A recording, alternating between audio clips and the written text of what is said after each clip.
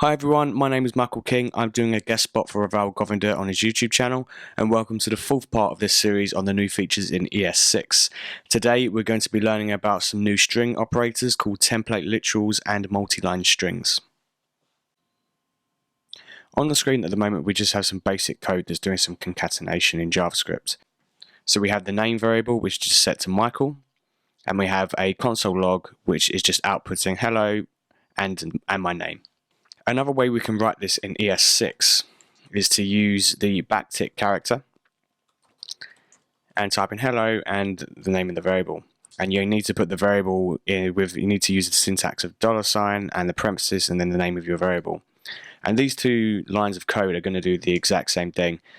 It's just a new way of doing it with ES6, and template literals is just a bit cleaner, a bit easier to read.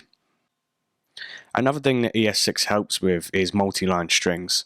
Now, if we was using the old way of writing JavaScript, we would need to do something like this. We'd need to move this onto the next line, but if we run this, this won't actually move it onto the next line. We need to add the new line character there. If we run this, this will put it on two separate lines.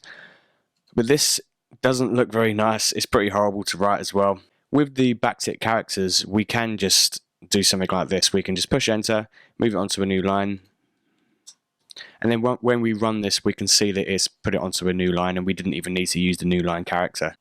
This is just a lot cleaner, a lot more readable, and it's just generally much better to use. So I hope you enjoyed this video. Please make sure to join me in the next one.